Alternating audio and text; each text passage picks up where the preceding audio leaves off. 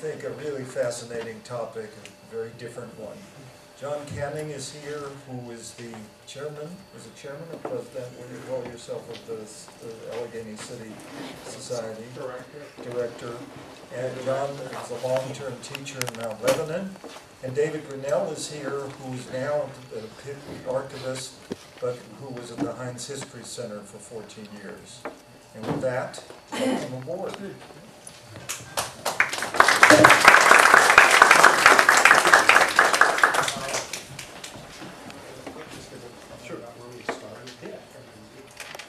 If you don't mind, I'll just speak without the microphone unless you can't hear me.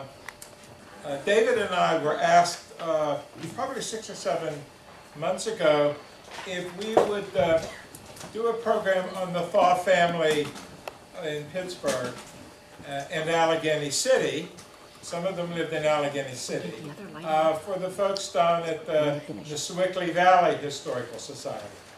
And the reason for that is that up on the heights above Sewickley, there was a fairly significant home that was the summer home of one of the Thaw women. This is William Thaw Jr. And so David and I have been working together for many years on various topics that relate to the history of the North Side. But this particular topic related to a family that had a much broader set of relationships than simply the North Side, or in fact just Pittsburgh. And so we were happy to craft together a program that could focus on part of the Thaw family that lived in Allegheny City, and part of the Thaw family that ultimately lived in Squirrel Hill. And they all came from the Thaws that settled in downtown Pittsburgh. David had this great opportunity to have access to information about this Thaw family that came from the records of this coat trust. And so David is going to set the stage for the Thaw family, and then we'll just go back and forth. And we agreed when we talked about doing this program that we would try to pass on what information we had in about 40 minutes, 45 minutes, and then allow some time for any questions or any comments. Because this family had some very interesting stories, and we found in Sewickley there were a lot of questions about those folks. So, but we're going to not focus on so much Harry Thaw as on the much more significant Thaws. Okay, David. Well, let me give you a couple words about sort of my approach to usually giving a talk to the historical groups. And that is, as an archivist, I want to make things pretty clear. I'm not a historian. What do historians do? They interpret history. Well, as an archivist, that's not what I do. I actually have original materials, documents, photographs that pass through my fingers. And what I try to do when I give a talk is sort of give sort of my impressions of some of these documents that have come through.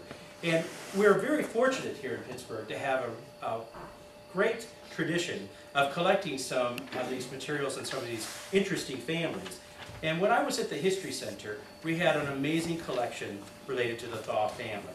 And so I'm just going to share with you some of the an overview of who they were, and give you an idea about some of the characters that make up this interesting family of Pittsburgh. Now, they of course were not always from Pittsburgh, and the original members of the family that moved here from the Philadelphia area. It was John and Elizabeth Thomas Thaw. Now, they came to Pittsburgh in 1804, came across the mountains.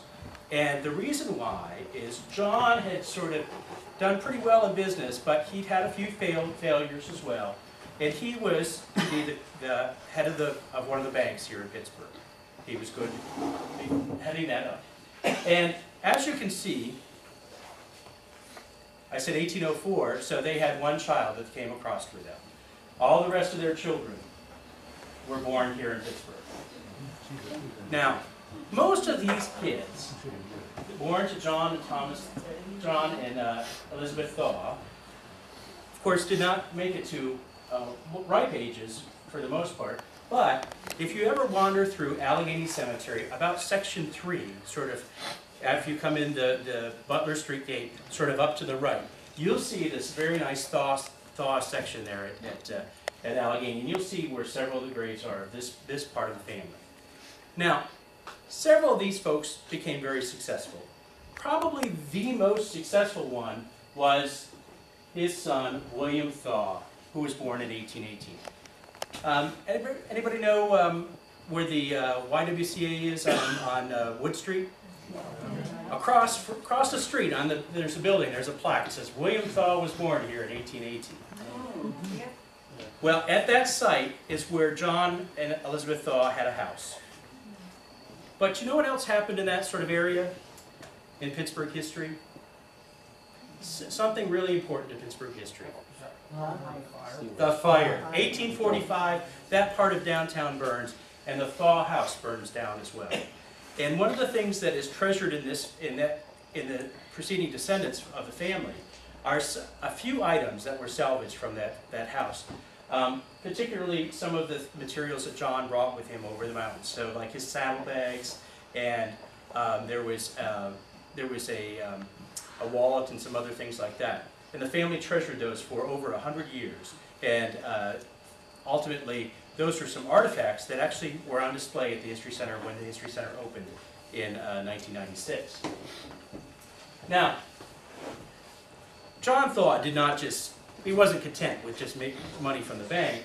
He also was trying to figure out other ways to make some money. I mean, after all, he has a big family he has to support, right? He has to rebuild a house in 1845. So he becomes heavily involved in other types of entrepreneurial activities, things like building bridges. And the one bridge that he was probably most significantly involved with was the Monongahela Bridge, today the Smithfield Street Bridge. And in 1845, of course, that bridge burns because it was a wooden bridge. One of the things that John Thaw does is he's the one that hires renowned engineer John Roebling to construct the bridge on the Mon River.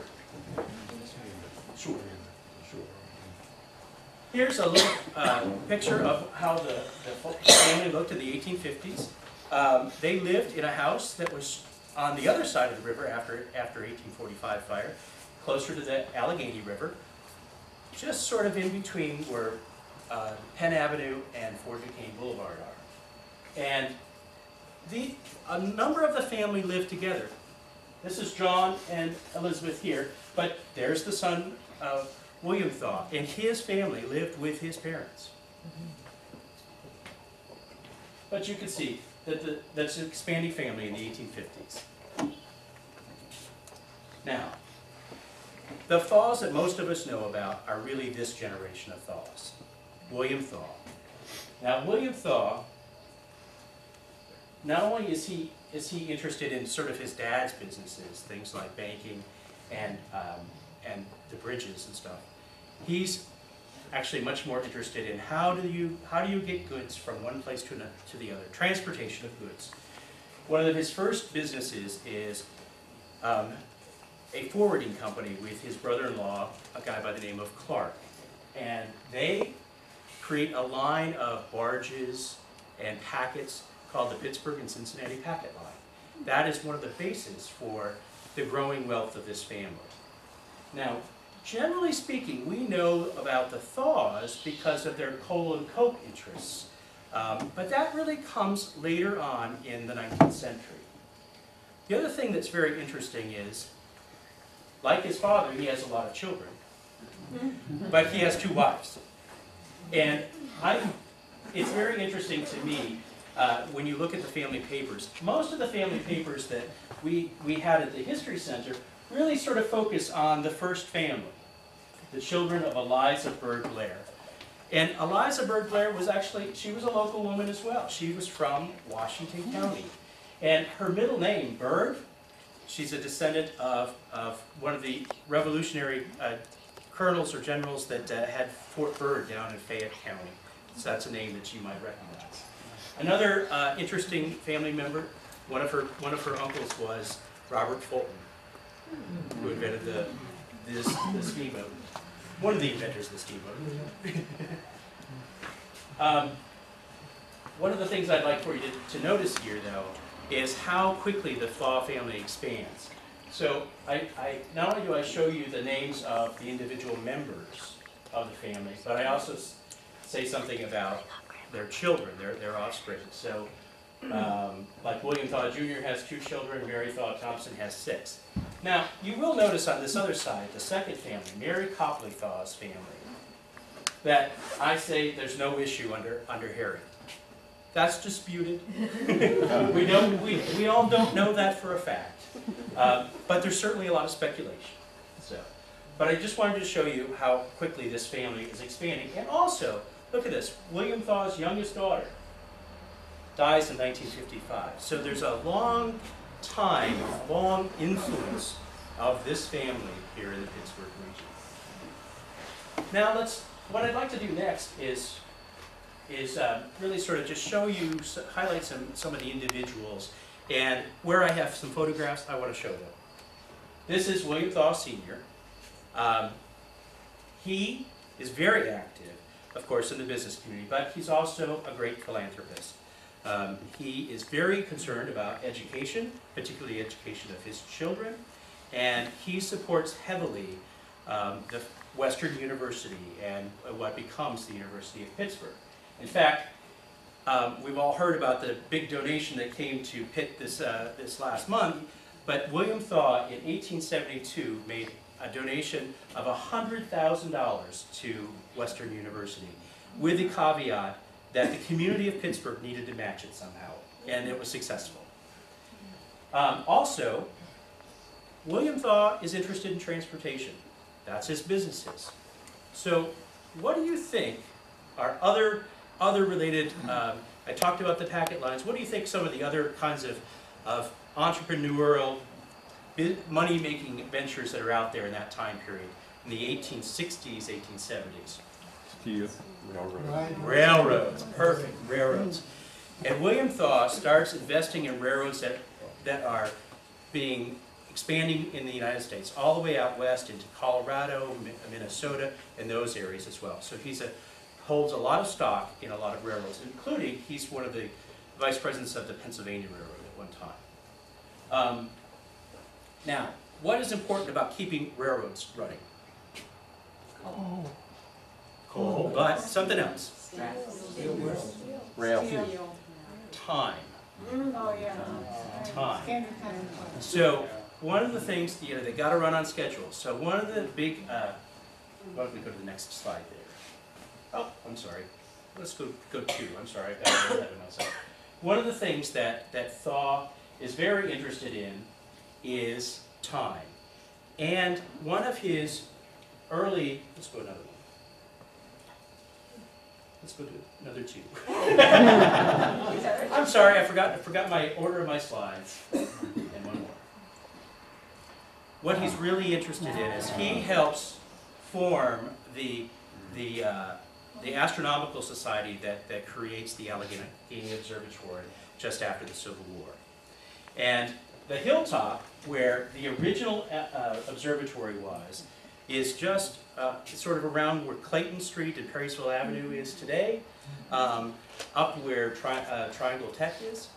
That's where the original university buildings were, or I guess the second university building, but that's where the original observatory was built.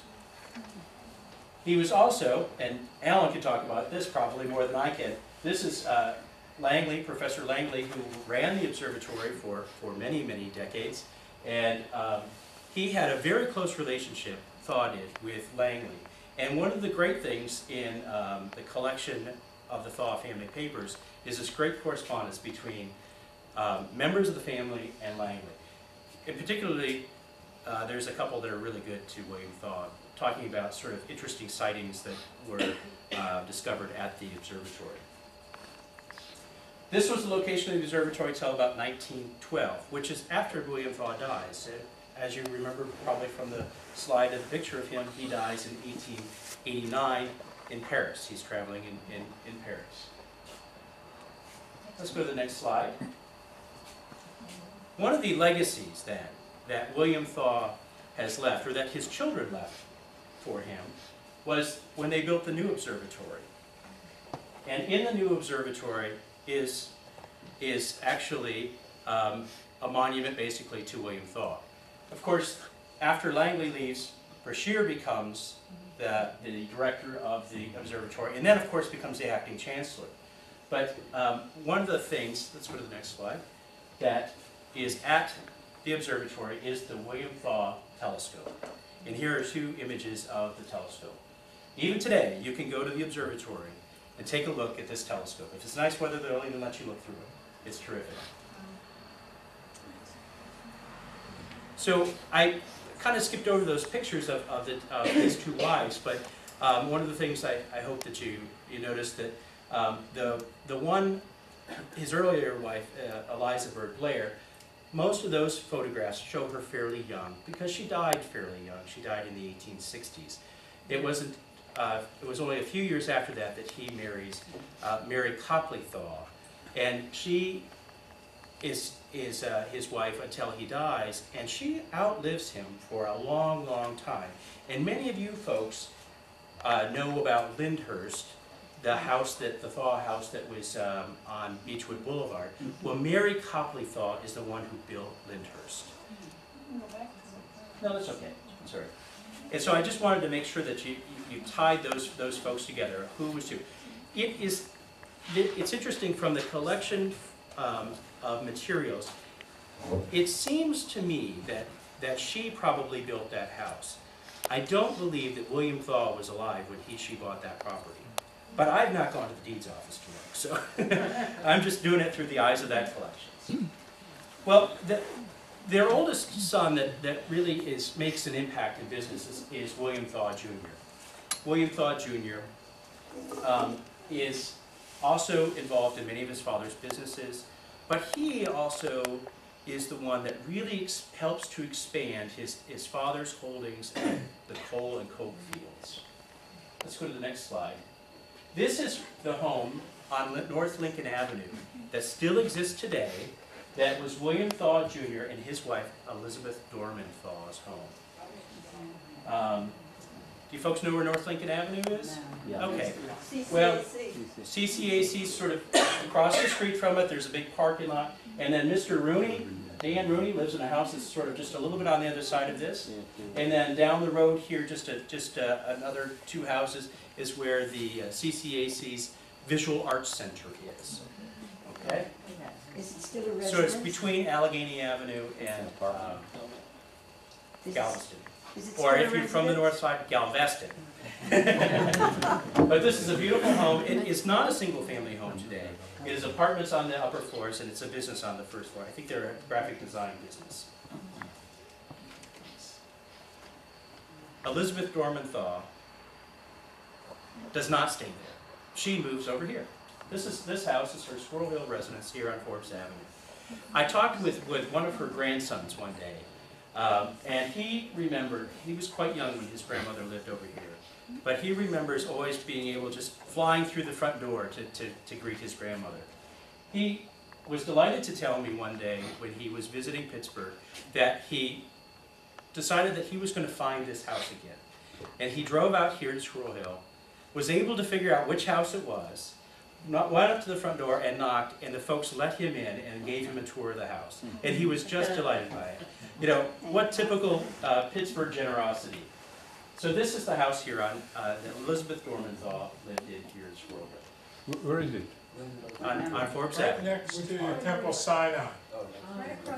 Right, going toward the University of Pittsburgh. I don't know this. I don't know the number. I'm sorry. I forgot to look that up. Now she is the one that built the big summer home out in Sewickley, and it was called As You Like It. This was her summer house. Beautiful. Absolutely, and the grounds were landscaped by the Olmsted firm out of New York. The house does not exist today. She had it torn down. The other thing that's interesting about this beautiful home was there wasn't a furnace. There was no heat in this house. It was strictly a summer home. But there's some wonderful description of the gardens, of the types of plants that were in the gardens. And one of the reasons why the gardens were so spectacular was it was done for her daughter's wedding. When her daughter married, her daughter Elizabeth as well, married Henry Lafayette Collins from Pittsburgh. They ended up in the Philadelphia area. But As You Like It today that property is now called a development called Thaw. And there are some evidence of some of the gardens. There are some pieces where some of the gardens have remained, and there's also some of the outbuildings that have remained. Mary Thaw, the next daughter from William Thaw Jr., is quite a remarkable lady. She also lived on North Lincoln Avenue, right near where her brother's house was. Here you see her in her wedding gown. She married a well-known son of a United Presbyterian missionary, and his name was William Reed Thompson. And William Reed Thompson was also very active in banking. Let's see the next photograph there. Here is an image of their house on North Lincoln. Now, that house is not there anymore. When at some point in time, somewhere around 1900, the Thompsons moved to Squirrel Hill as well. And they had this building torn down. But remember I talked about at CCAC there was the Visual Arts Building? If any of you have ever been to an exhibit there, the Visual Arts Building was originally a school. And the Thompsons actually were some of the founders of that school. It was called the Allegheny Preparatory School. So it was right in their backyard. Here's a photograph of the Thompson family. Very happy looking family. And the next slide, you get to see sort of what her Victorian home looked like. Now, how about being the housekeeper in that house? Huh? A little bit of dusting to go on. One of the things I really do like about this one photograph here in particular is clearly must be the nursery, but you notice up here there's a photograph. And I know that we went by the photograph of her mother pretty quickly. That's one of the identical photographs I showed you of her mother, Eliza Bird Blair Thaw. So interesting that her daughter, makes sure that her mother's well present in the nursery. They have electricity. They did. And you can also see here this we believe is probably one of the studies. Built-in bookshelves here.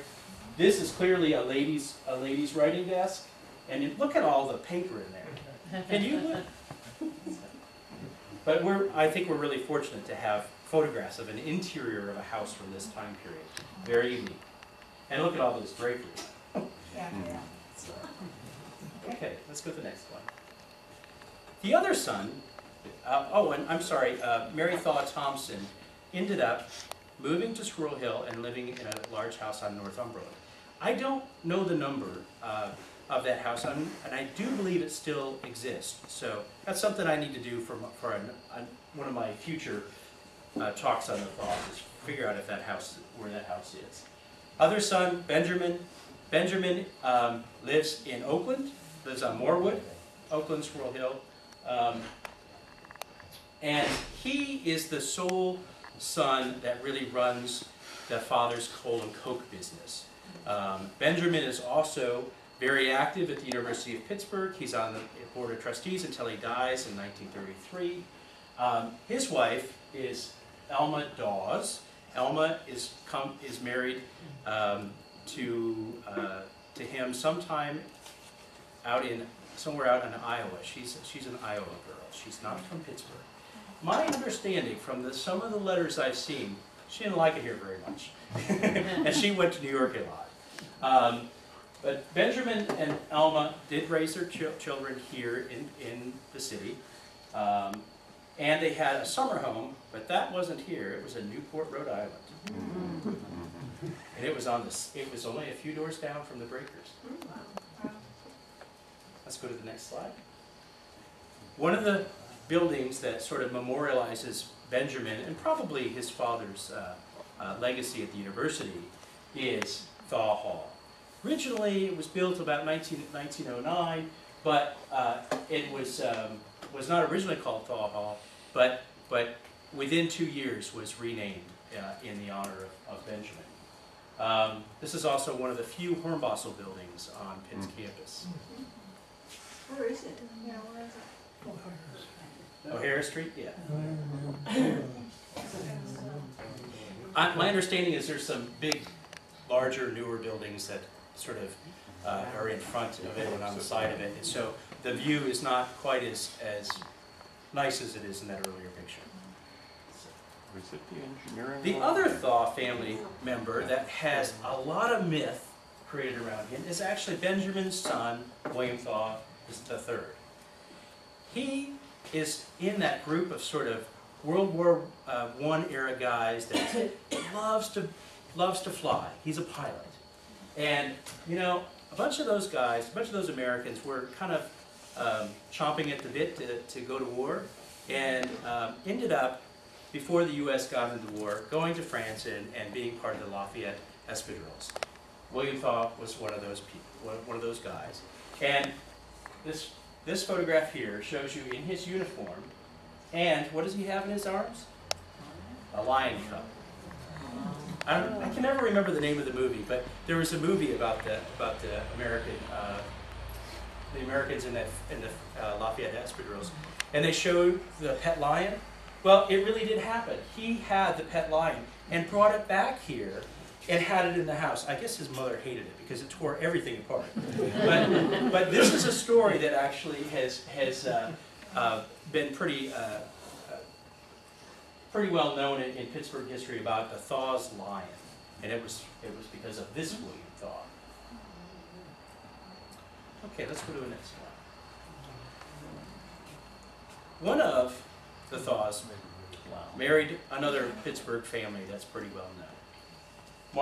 Margaret, one of the daughters from the second marriage, marries George Lauder Carnegie, who is Andrew Carnegie's nephew, the son of Thomas Carnegie. They lived out by the Frick.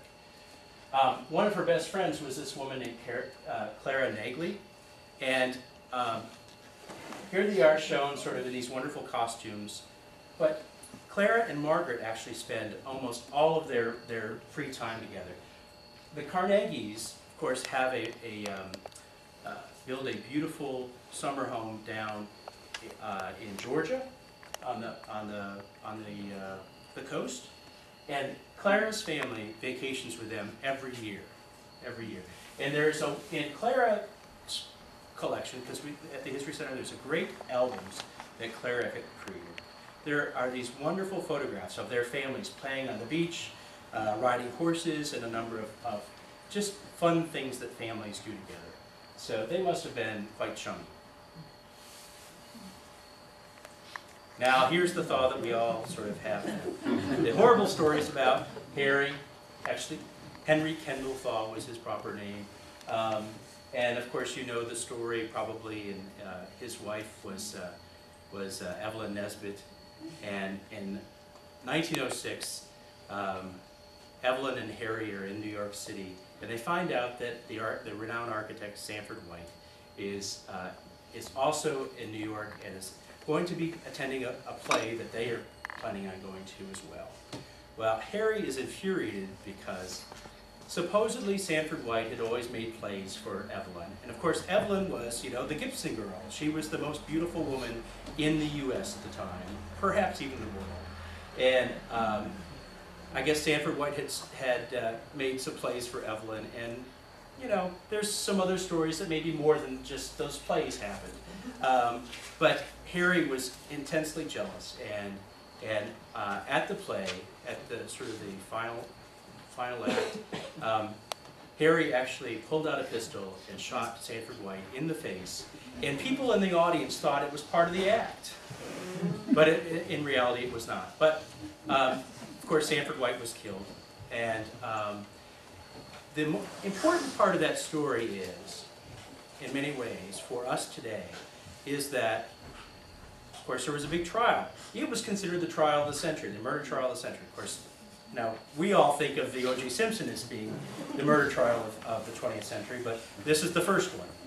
And one of the important pieces about that trial is it actually happens twice. The first trial, they have a hung jury. The second trial, they try to figure out, what are we going to do to actually convict this guy? Well, it's the first time that the insanity defense is used, and it works. And he goes to an asylum for several years. But there are some wonderful stories about how crazy he was even after he got out of the asylum. But and let's go to the next slide there. One of the fun things that you will find on some bookshelves around Pittsburgh, and these are two books from the History Center's collection.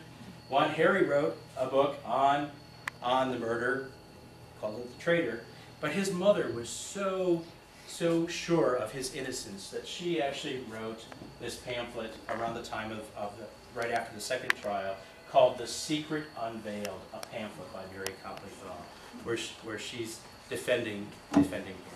So.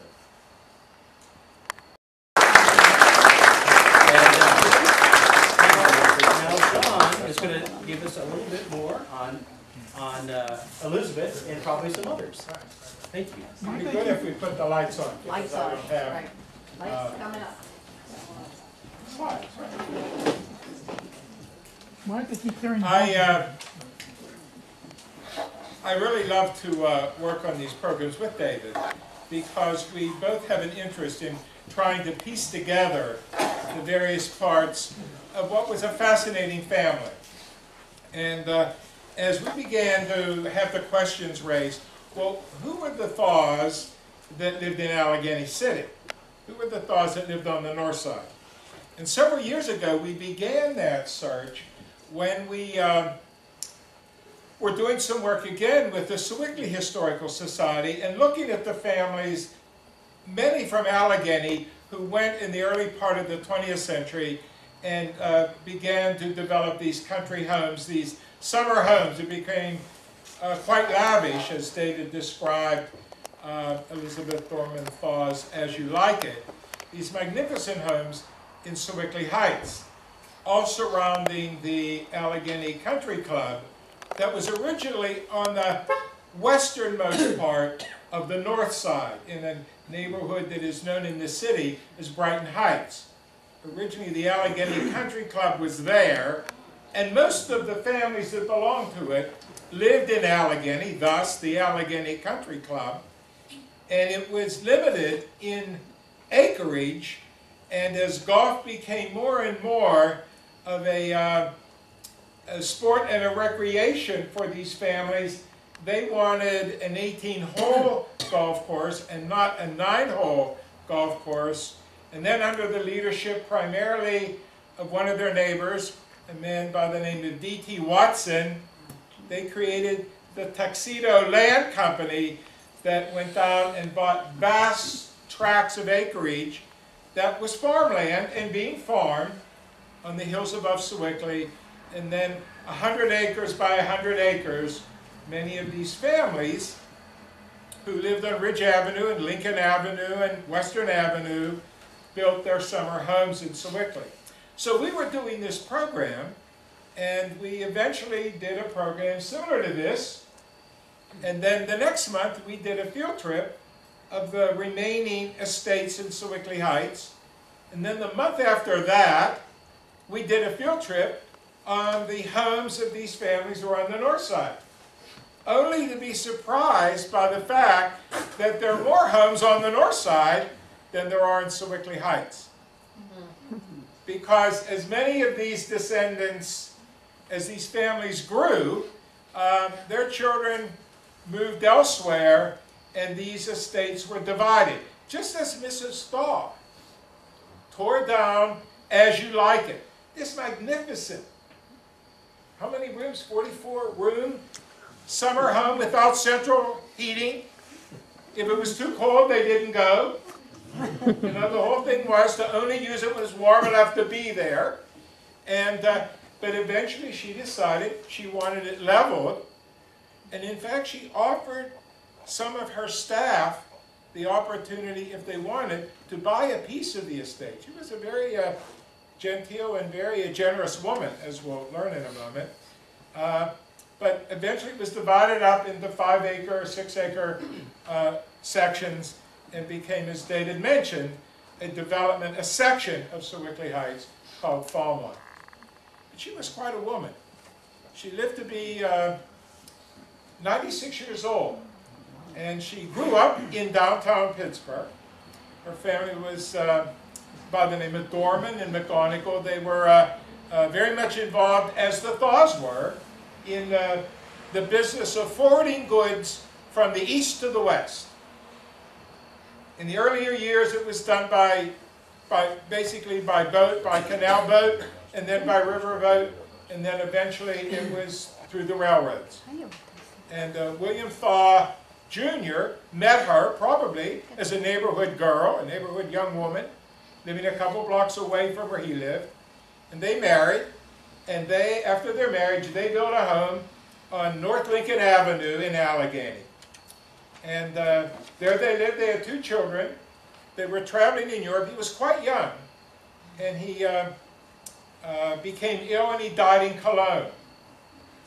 And Mrs. Thaw returned, and she never remarried. She raised her children on North Lincoln Avenue.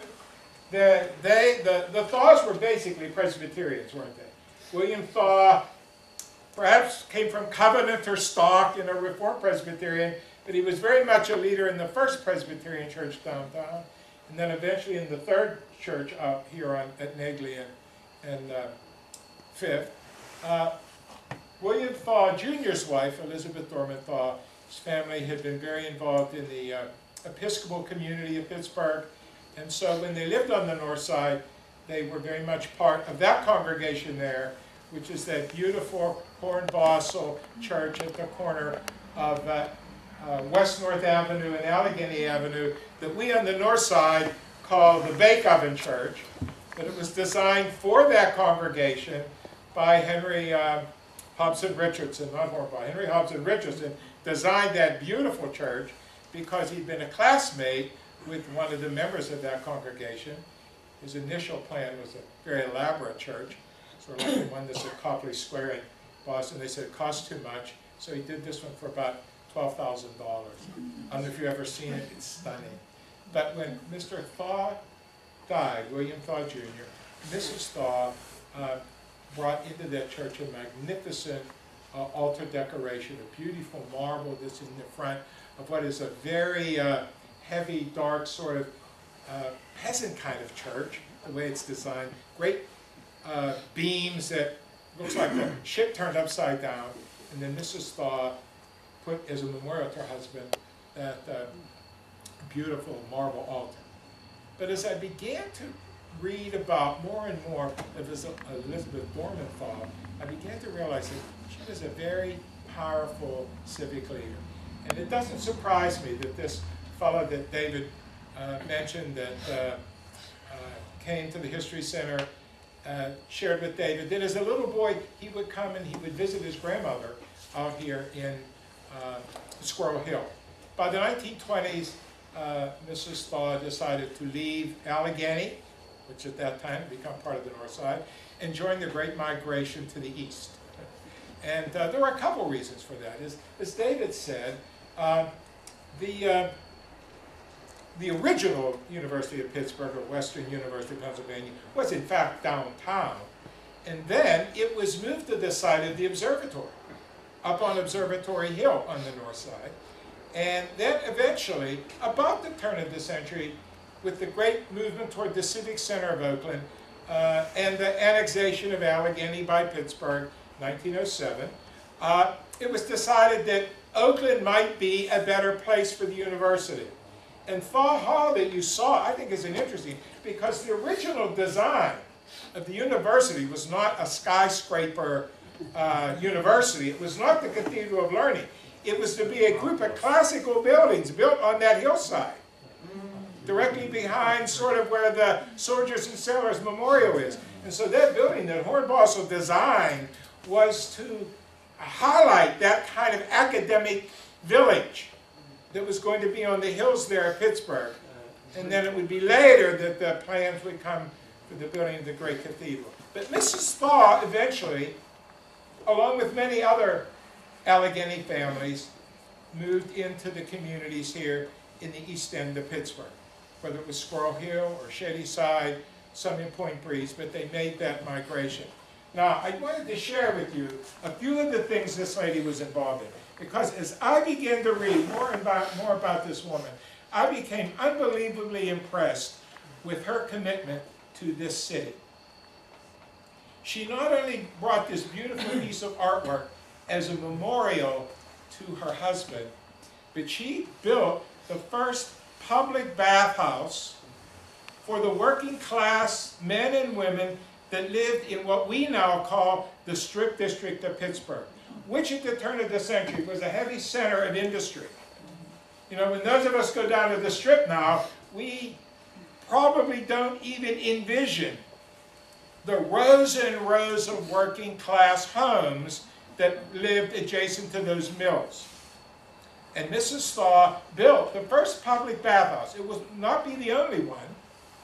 There would be other public baths, the Soho baths that were built later, the Oliver baths that would be built near the mills on the south side. But Mrs. Thaw personally built the first public bathhouse to provide an opportunity for the people that worked in those industries to have proper hygiene. Just to give you a few of her things. She was a founding member of the Civic Club of Allegheny County, and she served as an officer for 43 years. And the Civic Club of Allegheny County was what we would call probably the most progressive movement that the city experienced in the late 19th and early 20th century. The Civic Club of Allegheny County was made up of people who loved city living and wanted to support programs that improved the life of all of the quality of life of all of the people that lived in the city. This woman wasn't leaving Pittsburgh, she was leaving her mark on Pittsburgh to make Pittsburgh a place where you would want to live. She organized a program in 1898 that acquired pieces of artwork to be placed in the public schools of Pittsburgh and Allegheny. Eventually it became a program that was funded by the 100 Friends of Art. Now, I don't know how many of you went to city schools, but I went to city schools on the north side. I went to John Mara and I went to Oliver. And I know that in John Mara and other city schools, on the halls, the halls were filled with pictures. Most of them are reproductions, but some of them fine pieces of art. Sadly, a lot of them have disappeared. There's a commission right now on the Board of Education to find out what became of these pieces of art that were put into the city schools. But Mrs. Thaw believed that you needed to take artwork and put it in the environment where youngsters are beginning to learn. She was very committed to improving the quality of the city schools. She advocated for a separate juvenile court system in 1901. She did not want children to be put into the same court system as adults.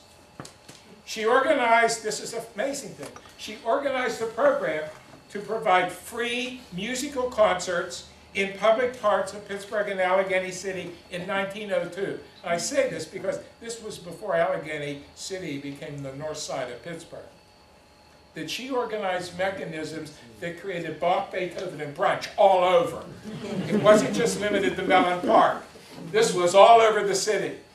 She wanted people in the West End, and she wanted people in the South Side to be able to have the opportunity to hear fine music in the parks in their communities. She helped organize what was called the Associated Charities of Allegheny County. Now, remember, I'm saying she was involved in organizing all this. Maybe this was because, you know, she didn't have a husband who was directing her to do certain things. She just was committed to this. She organized the Associated Charities. This is what we now call the United Way. For those of you that grew up in Pittsburgh, we knew it as the community chest. You know, we got little red feathers to wear when we contributed to the community chest, which eventually became the United Way. And this was started by, not just by Mrs. Thaw, but actually she was among the founding group that organized these charities. She was the president, now imagine this, from 1915 to 1940. From 1915 to 1940, she was the president of the Pittsburgh Symphony Orchestra Association. She headed the Allegheny County Women's Division of the National Defense League during World War I. That's when her son was out flying and brought the cub home, okay? She created the Public Health Nursing Association in Allegheny County so that nurses could go into the neighborhoods where people couldn't afford medical care so that nurses could go there and help those families. She became an active leader of the Equal Franchise Association and one of the founders of the League of Women Voters in 1918. She was the ultimate suffragette. And then this is an amazing story. In 1931, she founded the Women's Organization for National Prohibition Reform. She thought prohibition was just absurd. You've been watching Ken Burns' program. This woman had it all together. She said this is going to make the country worse instead of better. But she said there should be reforms to address some of the problems that led to prohibition without going to the extreme of what prohibition did. And she led the movement, and she was very, and she got a lot of enemies because of it. She became very involved and founded in Allegheny County the Birth Control League in Allegheny County, the precursor of Planned Parenthood. You know, she was very concerned about women not being just looked upon as being baby factories, that she felt that women and men should have a little bit more control over whether they wanted to become parents or not. She was very active until her later years. She lived right down the street here, as David said. He showed you that picture.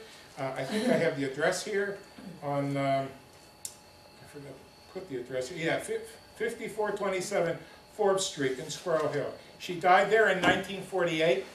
She had really hoped to live to be 100. I mean, she was active until one day her driver was taking her somewhere and a car hit into their car and made her an invalid for 2 years. And so that occurred, I think, when she was 96, and she died when she was 98. She had a fantastic life. When she died in 1948, there was a great auction at her home. It was amazing because people went into the home and were astounded that she lived in this beautiful home, and she had beautiful things, and she had things that she bought in the 5 and 10. And she had things that she bought in New York, and she had things that she bought in Woolworths. And people were just amazed at just the breadth of this woman. I was amazed, honestly. When I read this, I thought, this was really a powerhouse of a woman. You know, from becoming a widow in her early 30s and living into her late 90s, she was a powerhouse of a woman.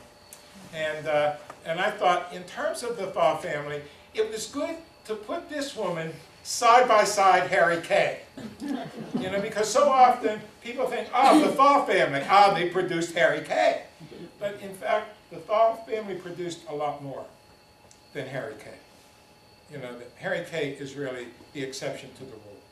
And this woman, as well as some of her children and her in-laws, played a very, very vital role in the development of our city and in all of our neighborhoods. And so, I mean, we all benefited. We all, meaning present-day Pittsburgh, benefited from the benevolence and the commitment of this family to make Pittsburgh as a community a better community, a more intelligent community, a more educated community, a more caring community. And I think we saw that in her husband, and we saw that in her father-in-law, and we saw that in this family's commitment to just making Pittsburgh someplace special. And so I was really fascinated by her. Now, I did my spiel, David did his, and then we'll field questions. You know, we just felt that maybe we went close to our time. And we'll just be happy to field questions.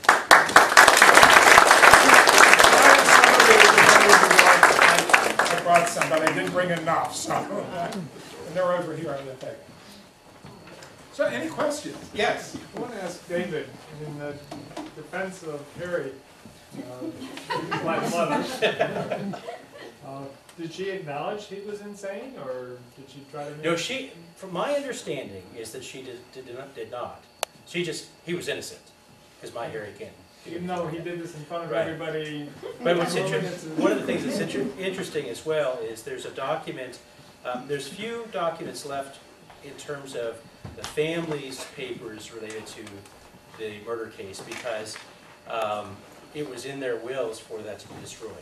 And one of the sister-in-laws actually was one of the first female attorneys in Allegheny County as well, and she made sure that they were destroyed. But one of the documents that has survived is an agreement between all the siblings that the lawyer should proceed with the insanity plea. So I find that to be interesting, that all these siblings have signed this document saying, go ahead, lawyer, do that. But that's one of the few documents that survive. It was my understanding that Harry Thaw escaped from Allegheny, which was a New York State hospital for criminally insane. And that must have been after 1920. But he was in there twice. He was there twice. He was there twice, and He yes, did escape, he did escape. He did escape. And he went to Canada. The guy lived a life. The Monicos brought him dinner. I mean, his food in this hospital was brought to him from the finest restaurant in New York.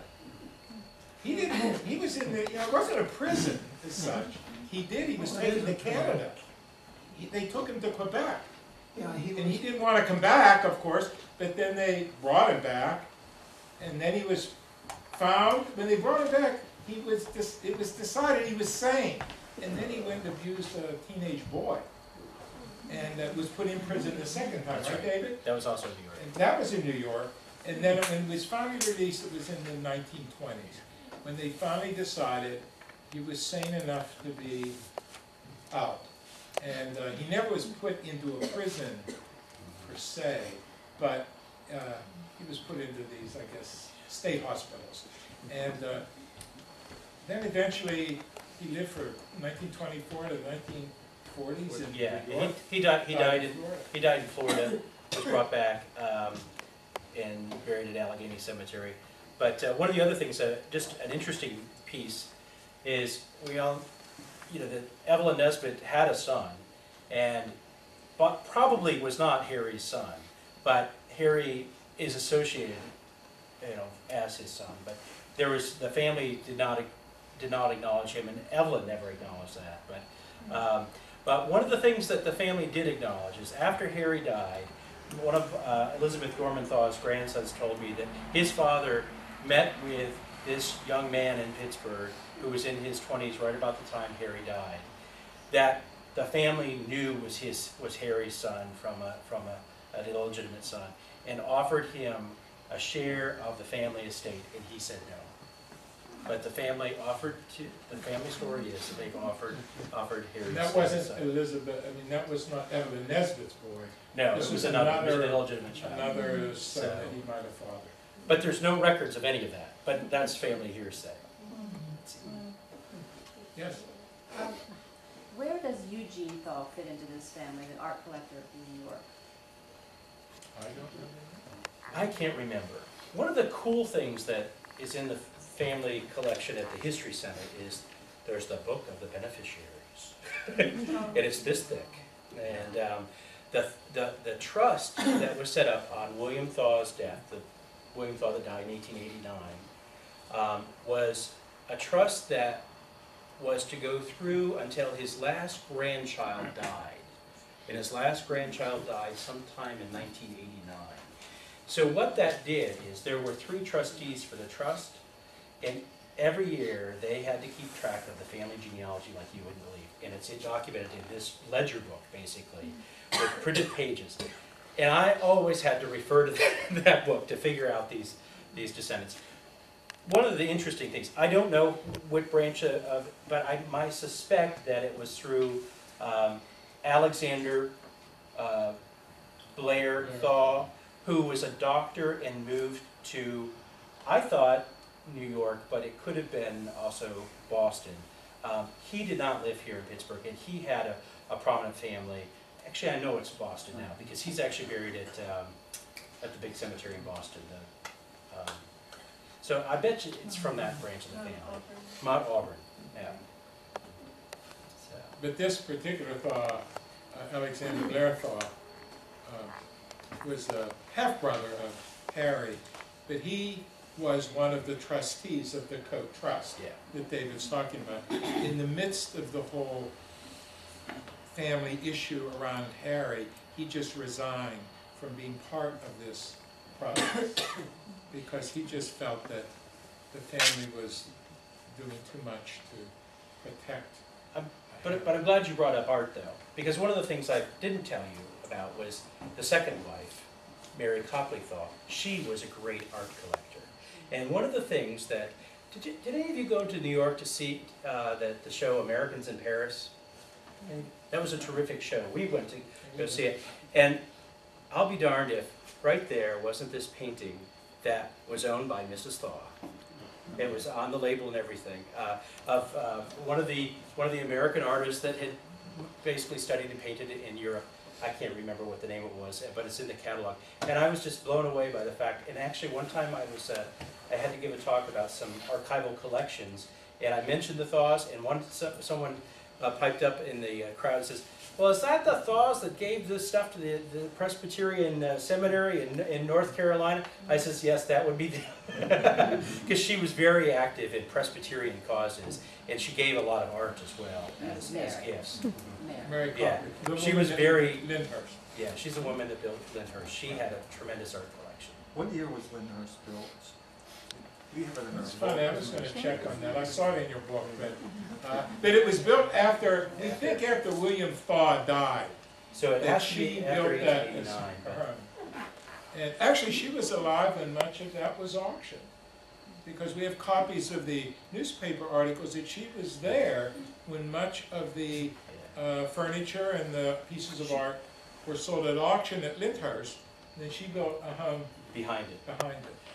She sold the main house of Lyndhurst to Emil Winter, who was actually a Big pork packer. it was a North Side guy. Warehouse, a big stockyards on Hare's Island. If you've ever been to Allegheny Washington Cemetery ran it. and go through the Penn Avenue gate, one of the big mausoleums there, that's one of the Egyptian style mausoleums, that's Emil Winter's. And he was a German immigrant and did very well.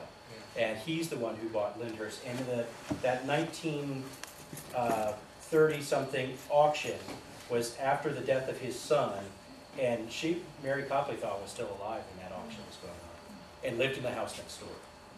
She built another house. I take it this Lyndhurst doesn't exist anymore? No, Lyndhurst does not exist. Where was it?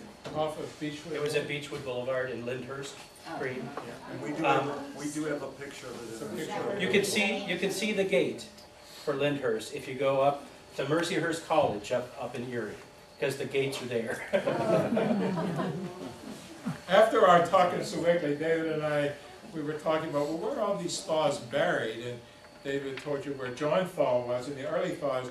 But up in Allegheny Cemetery, sort of at the top of the knob, of course I'd be at the top of the knob, are these great mausoleums and circles of many Allegheny families, as well, of course, families here. But I went on, I'm looking, well, where's the Thaw mausoleum? And it's not there. But there's a Thaw circle. And in the middle of the circle is William Thaw, and then on one side of the circle are the family members that were part of his first wife's family, and on the other side of the circle are Harry and Mary Copley Thaw, and a couple of the children were part of that. So I mean, it's right there in this circle, right up there on the top of the knob in Allegheny Cemetery. So. According to some of the descendants that I've had the opportunity to meet, there was this big line between the first family and the second family. In fact, some of the youngest daughter, that Alice Thaw Whitney, she actually lived eventually in Boston. She married Geoffrey Whitney, and her family never really returned to Pittsburgh. and her grandchildren came here 2 years ago for the first time. And it was kind of fun because they had never seen the cemetery, they'd never seen any of the houses that anybody had lived in. And so it was quite a fun little tour for that part of the family to be able to see the roots of their family. Yes. Are there any Thaw descendants living in Pittsburgh today? There are. Yeah. There are. Are there any here? I mean, we went to Sewickley. Usually we give 4 or 5 live in Sewickley. Yeah, and there's actually some that live in Point Breeze as well. Right. If you know, there's some people by the last name of Eddy, some people by the last name of Suckup. There's a few names like that are descendants of these families still in Pittsburgh. Yeah, wasn't there a Mrs. Thaw's socialist? Was that her? Is that one? That goes back to the 1880s or 1890s? Am I even making that up? I'm not familiar with it, but I wouldn't doubt it. I'm sure they all had one. I mean, these people. Well, it's just that it has recently been reprinted. Oh, really? At the time, it was very scandalous because, and I don't know which Mrs. Thaw it was. That's Yeah. something you might know. She wrote about all the women in Pittsburgh and had them all categorized and talked about their families and who their husbands were and who their Sounds fathers like were something Mary would do. and what they were worth. Yeah. This is part of why it was so scandalous. I thought you knew. That sounds like something Mary It's would do. recently been reprinted, I know that. There is a book called The Social Mirror that deals with Well, maybe the that's women what of I'm these thinking. families Yeah. that makes those kind of comments.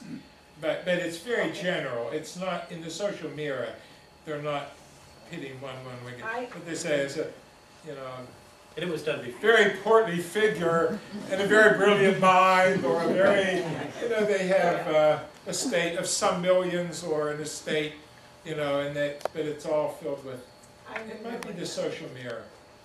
I was here in July and gave a talk on the Unitarians, I don't know if you remember. And there's a letter from the minister's wife in the 1890s who talks about these 2 single women who joined the church. One of them was Mary Semple, from a fairly well-to-do family in Sewickley, and then another was Mary McCrum, who was a librarian for some scientific group. And she writes that they were stricken from Mrs. Thaw's socialist when they joined Yeah. the Unitarians. And that's because in the connection with the Semples is that William Thaw's attorney was Frank Semple, Oh, interesting. which I'm sure was her dad. Yeah. I was looking, one of your members brought over a Hopkins plat map, so you can see where Lyndhurst was on the map. And I was looking at the maps today on Historic Pittsburgh as to where did this William Thaw family live in Pittsburgh. Until eventually, after he died, they moved out here.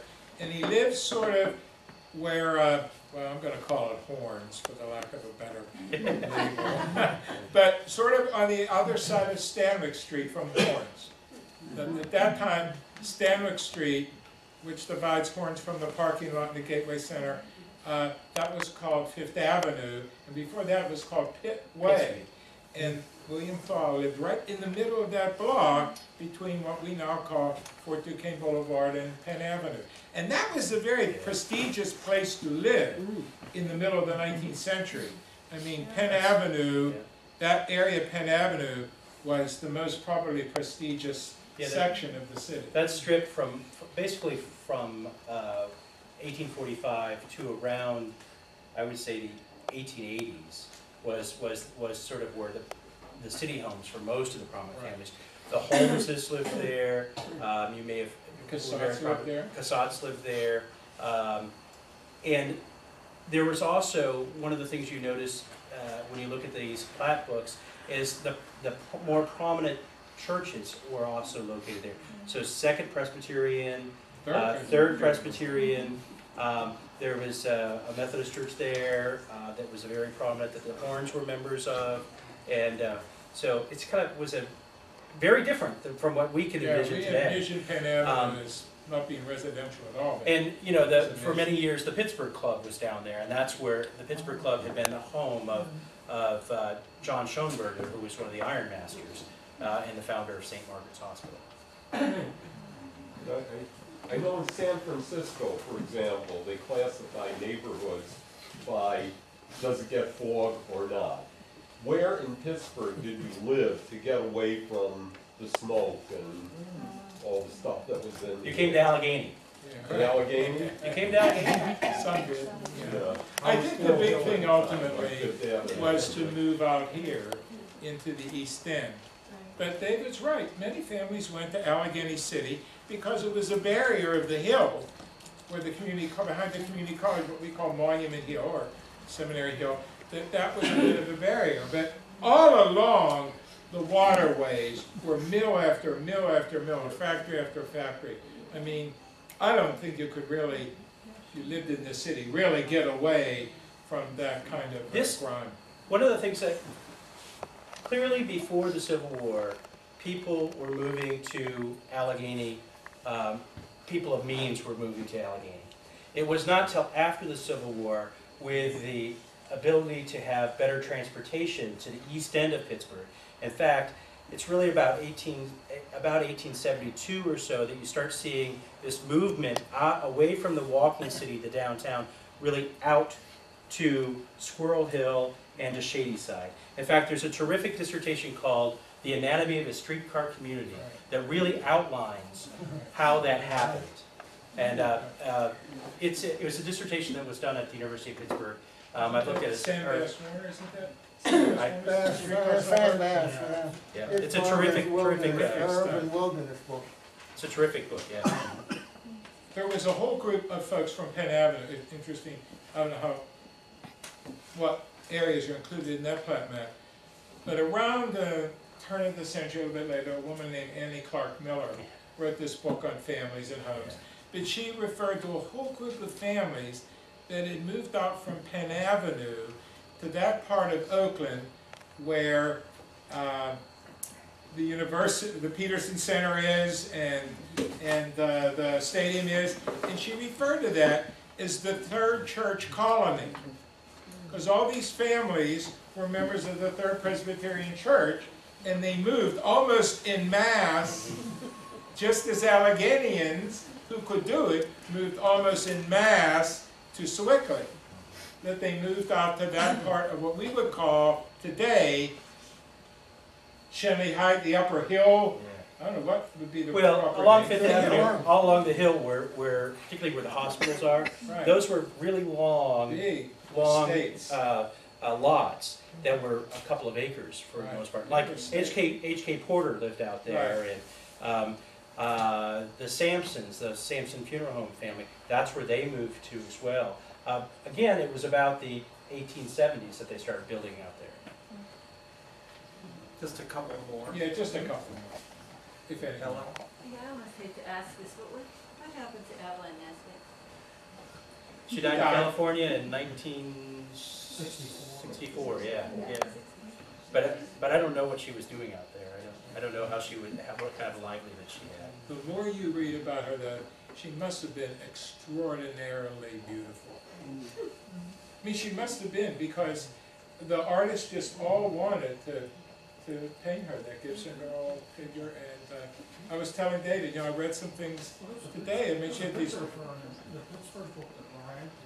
Yeah, That's right. She was just very stunning. And, question. I was going to respond to when people started moving out to the East End, and a lot of that is in the 1890s with the coming of the streetcar and the coming of Chris McGee and the political machine of Flynn and McGee. And Chris McGee, in addition to being the political boss, was the traction company magnate, and he and the Mellon brothers controlled the streetcars of the town, and the cable car ran from 1887 out Fifth Avenue, but the streetcar began in 1890, and they syndicated into Pittsburgh Railways in 1901. But this decade of the 1890s is when the whole East End just blossomed, just boomed. I'd just like to add one comment to that. I think it was another factor that also contributed to that. I think because the rail lines were, the trolley lines were going north as well into neighborhoods there and into the South Hills. It wasn't only going east, but the one thing the east had that none of the rest of them did was the new water from the water treatment plant in Aspinwall. And that good water was a very important factor that water treatment plant over at the Aspinwall Waterworks was bringing healthy water to the east end of Pittsburgh when the rate of typhoid in greater Pittsburgh was unbelievably frightening. And, and East End got good water. Yeah, and a lot of that was the result of the Pittsburgh survey, which followed out of Allegheny and industry, but it also followed Edward Bigelow and the City Beautiful, and you've seen the recent publicity on Washington Boulevard, and that goes in again in the 1890s as Bigelow connects the Shenley and Frick and Highland Parks with the boulevard. So this is all 1890s is when the east end of Pittsburgh has just exploded. We're going to end with this comment. Wow. Ring the Thank bell. you very much. Ring the bell. David, I want to thank Helen Wilson, who got us our speakers tonight, and is getting a lot of speakers for us. We're going to, David and John are coming back next year. We'll let them choose the subject. We have an old friend, Marilyn Evard's, coming from the Homestead Cemetery in November to talk. Some people have heard the talk before, a lot of us have not. And then in December, Deborah Friedman, or a representative from the Jewish Residential Services, something we missed in our search for institutions, the senior homes, etc. We never talked about how they came and what they're doing here, and we'll have that in December. Thank you for coming.